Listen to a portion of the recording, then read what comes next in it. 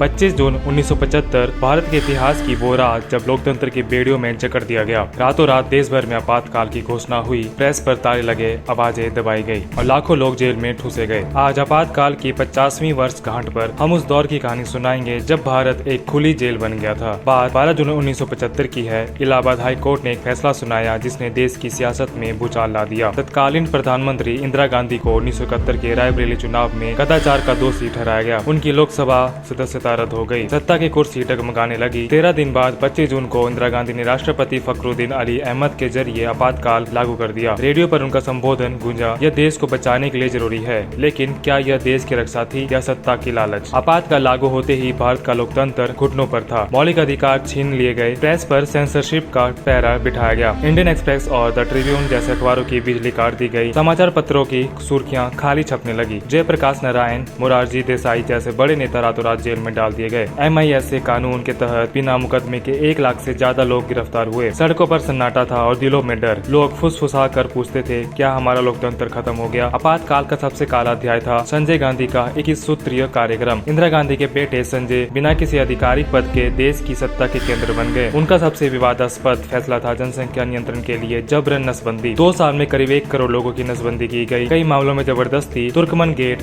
जैसे इलाकों में गरीबों और अल्पसंख्यकों की बस्तियां उजाड़ दी गई। लोग डर से थरथराते थे। एक गलत कदम और उनकी जिंदगी तबाह। आपातकाल सिर्फ सड़कों पर ही नहीं, संविधान पर भी हमला था। 42वें संशोधन के जरिए संविधान की आत्मा को बदलने की कोशिश हुई। समाजवादी और धर्मनिरपेक्ष सब प्रस्तावना में जोड़े गए, लेकिन मौलिक अधिकारों को कुचला गया। लोकसभा का कार्यकाल 6 साल करने की बात हुई। न्यायपालिका की स्वतंत्रता पर तलवार लटकी। विपक्ष ने इसे संविधान की हत्या कहा। बाद में 44वें संशोधन से कई बदलाव वापस हुए, लेकिन 42वां संशोधन एक बदनुमा दाग बनकर रह गया। लेकिन भारत का लोकतंत्र इतना कमजोर नहीं था। जयप्रकाश नारायण के नेतृत्व में जनता ने आवाज बुलंद की। 21 मार्च 1977 को आपातकाल खत्म हुआ। मार्च 1977 के चुनाव में इंदिरा गांधी और कांग्रेस को करारी हार मिली। जनता पार्टी की सरकार बनी और मोरारजी देसाई देश के पहले गैर कांग्रेसी प्रधानमंत्री बने। यह थी भारत की जनता की ताकत, यह थी लोकतंत्र की जीत। आज 2025 में आपातकाल की 50वीं वर्षगांठ को संविधान हत्या दिवस के रूप में याद किया जा रहा है। PM प्रधानमंत्री नरेंद्र मोदी ने इसे लोकतंत्र पर हमले की याद दिलाई तो कांग्रेस ने मौजूदा सरकार पर अघोषित आपातकाल का आरोप लगाया। लेकिन आपातकाल हमें एक सबक देता है, लोकतंत्र को बचाने के लिए हमें जागरूक रहना होगा। हमारा सवाल आपसे है, क्या आप अपने लोकतंत्र की रक्षा के लिए तैयार हैं? ऐसी ऐतिहासिक कहानियों के लिए हमारे चैनल को सब्सक्राइब करें। मिलते हैं अगले वीडियो में।